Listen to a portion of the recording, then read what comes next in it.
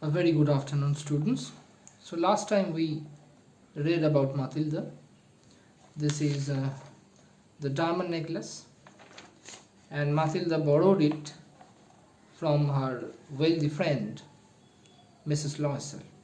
She borrowed it from her. Let's see what happens with her in the next chapter, in the next portion of the story. So this part of the story deals with the consequences of Matilda's greed, Matilda's excessive and unrestrained ambition,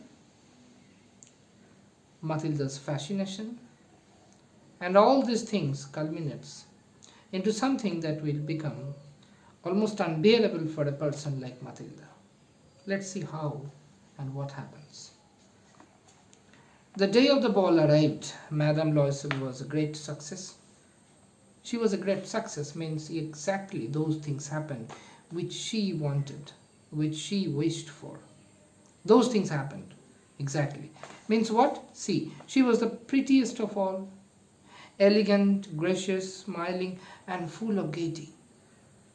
All the men noticed her, asked her name, and wished to waltz with them. So people were really taken aback. They were surprised after seeing Matilda in her such an elegant appearance. Her gown was beautiful. The kind of costly jewelry she was wearing, which was nothing more than a diamond necklace. Diamond was there around her neck. She was wearing it with a beautiful gown. Her manners, her gait, walk, every single thing she maintained. Those things which are especially reserved for such a formal party. So people were interested and they wanted to be acquainted with her. They wanted to even waltz means dance with her in order to get acquainted with her. She danced with enthusiasm, thinking of nothing, floating on a cloud of happiness. Exactly. So this was the first time in her life that all those longing for being the cynosure of so many people, being famous, being someone who is longed for, who has a certain demand, being surrounded by wealthy friends, wearing costly gowns, wearing costly jewelries, attending formal parties, all these dreams suddenly, in one sweep of the fortune's wand, everything came true. All her dreams crystallized in one night, that night. So she was really flying, relying on the clouds of her imagination and nothing else. So, she and her husband left the ball at around 4 o'clock. Out in the street, they found no carriage and began to look for one. There was one in the distance. So, of course, right at that time, at that odd time of the day, it is very least chance is there of finding a carriage. But somehow one carriage was there still waiting. They found it, they boarded it, and that carriage left them exactly under the apartment where they used to live. Question will come, where they used to live. The answer is it took them as far as their door in Martyr Street. So Martyr Street is the answer, is the very address where these couple, Mr. and Mrs. Loisel, they are residing. They went up to their apartment. She stood in front of the glass for a final view of herself in her glory and suddenly uttered a cry. She knew that my day, especially Midsummer's Day, like that kind of magical day, is over. And now is the time that I have to undress. I have to untie all those necklaces, those jewelries and all these things which I have borrowed from my friend. And probably this is the last time I'm wearing this. I might not have the chance to wear it again. So she was trying to look at her own self, her own image in that mirror. Just a last look only to praise herself that how much beautiful I am. So to have a last look of her grand appearance, she went there to stand in front of the mirror. But something happened exactly the opposite. See what is happening? She stood in front of the glass for a final view of herself in her glory and suddenly uttered a cry. Her necklace was not around her neck. She turned towards her husband. I no longer have Madame Forestier's necklace. She could barely speak it. She could barely expose the fact to her husband that I lost the necklace. And they knew that it was a diamond necklace, which is very much costly, beyond their limit. And they looked in the folds of the dress, in the pockets, everywhere, but it did not find. They looked at each other, utterly cast down. Both of them are crestfallen, disappointed. What will happen after that? Right at that time, it is her husband again who is coming to her rescue. It will be necessary, he said, to write your friend that you have broken the glass for the client necklace and that you will have it repaired. That will give us time. So her husband is suggesting that it is better you tell your friend that you have broken a part of the necklace, which you would definitely fix, and after that you will return the necklace to her.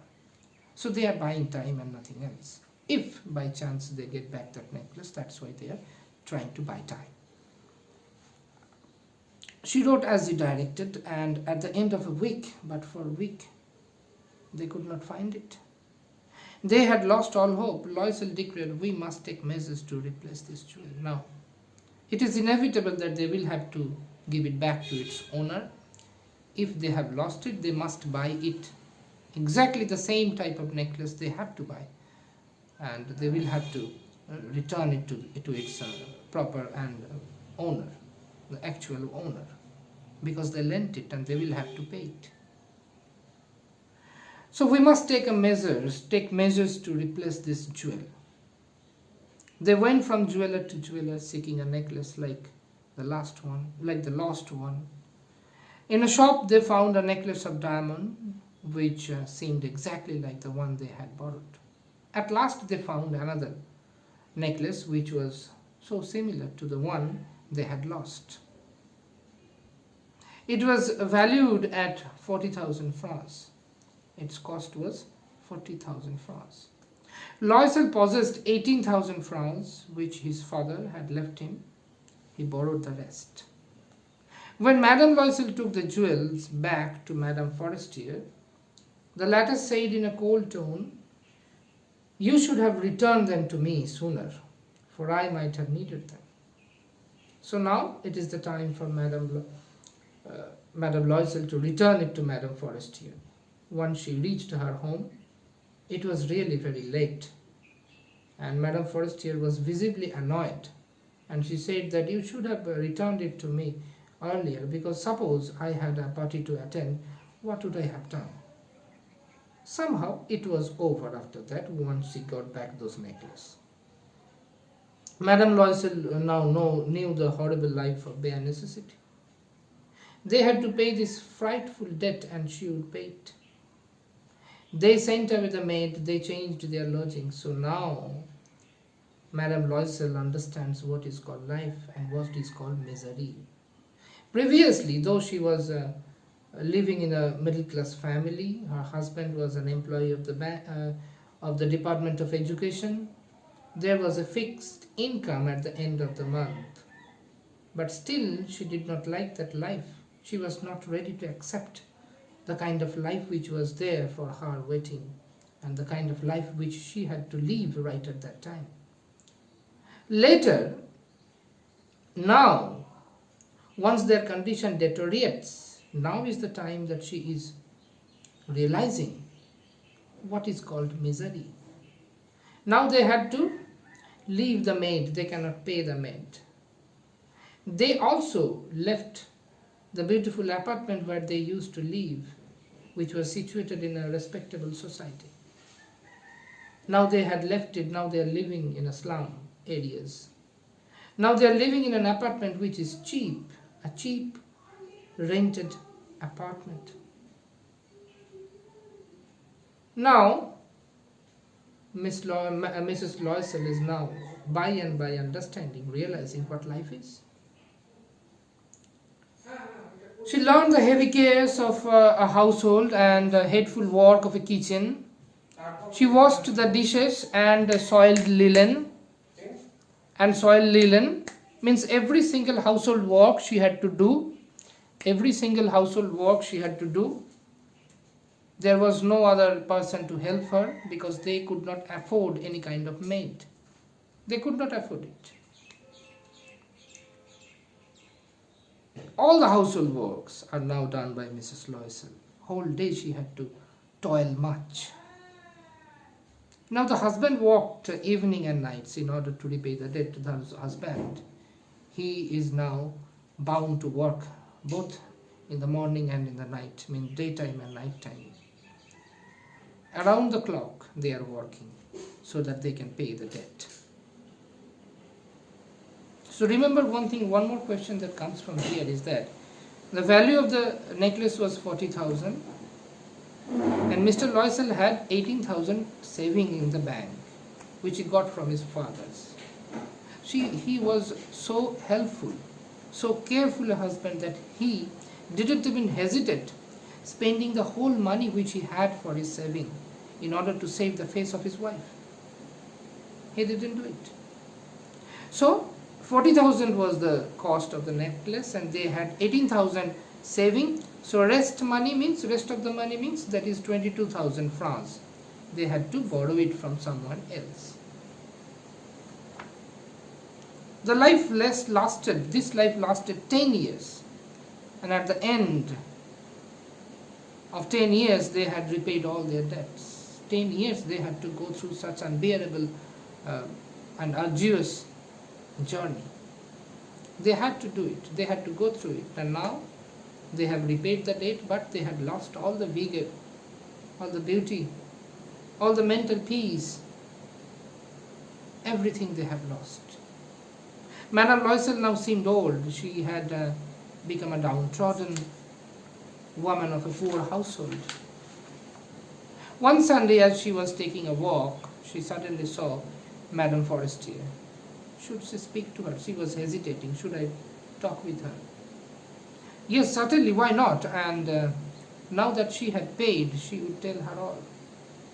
Because she had paid everything. She had returned the necklace.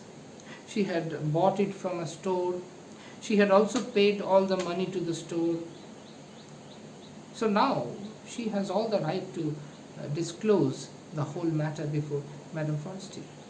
But remember one thing, Madame Forestier had no hand in the misery which is being experienced by Mrs. Loisel. It was Mrs. Loisel herself, her greed, her ambition, unrestrainable ambition. It is her covetousness that led her to such a life, to such a miserable life. So her misery is caused by herself only. There is no one to blame for her misery. But still she believes that it is because of Mrs. Forestier that we are undergoing such a misery. But it was not actual. Let's see what happens after that. His friend uttered a cry of astonishment. "Oh, my poor Matilda, how have you changed?" "Yes, I have had some hard days, and all because of you." "Because of me? How is that, Matilda? What have I done that you had to undergo such a toilsome life? What did I do, Matilda? Please tell it to me." "Well, I lost the diamond necklace that you loaned me. I returned another to you exactly like it, and it has taken us 10 years to pay for it. And you know what? In order to buy the necklace for you, I had to spend 10 years working around the clock in order to pay the debt for the necklace which I had to repay you. But that was your fault, Mrs. Loisel. That was not the fault of Mrs. Forestier. See, the ending, the dramatic ending is that irony is waiting here. That Madame Forestier took both her hands as she said, "Oh, my poor Matilda, the diamonds were false. They were not worth more than 500 francs. Now comes the irony that those diamond necklaces, which Matilda lost, which Matilda borrowed from Mrs. Loisel and lost at the end of the party, those diamond necklace was just a mere imitation. It was an artificial diamond necklace, not the original one. But they bought the original one and returned it to Mrs. Loisel. So one thing they missed. They did not disclose the fact that they had lost the necklace and now they are repaying it to her. They have bought it, that they should have told it to her. Because it's not that they are escaping from their duties, but at the same time they should have told it to her without pretending to be someone who did not do anything. So always you must accept what you have done. You have to carry your own cross. That has been said by Jesus. Whatever the thing you have done, the consequence must be experienced by you only and no one else. And if you have that courage, then peace will be awaiting at the end of the trial. But for them it was not that, because they pretended, because they hid the fact, because they were not ready to tell it before Madame Forestier that sorry that I had lost your necklace. Now this is the new one we have bought for you. You please accept it. Right then Madame Forestier might have told them that, oh my God, why have you bought such a costly diamond necklace? That necklace was just an ordinary. It was just an imitation. It was just an artificial necklace, which must not cross, which the value of which must not cross 400 or 500 francs. Had they told it to, had they disclosed it to Madame Forestier, they would not have to undergo such misery. But they did not do it, and there was the consequence. That is the particular moral which is associated with that story. That if you have ambition, you better have a grip over it. And if you have done something wrong, then it is better you disclose the main fact without trying to hide it. In order to hide a lie, you have to pile it up with more lies. And that will be unbearable burden for you one day. And will bring only misfortune in your life. So, you better carry the cross which you are carrying. Your cross should be carried by you. The consequences of the actions which you have done, you will have to ready, and you will have to be courageous enough to bear the consequences of your actions. Only then peace will be awaiting at the end. So with this message, we are finishing the chapter here. Such an entertaining and at the same time edifying chapter it was. Later we will read the next chapter from Rapid. We will begin.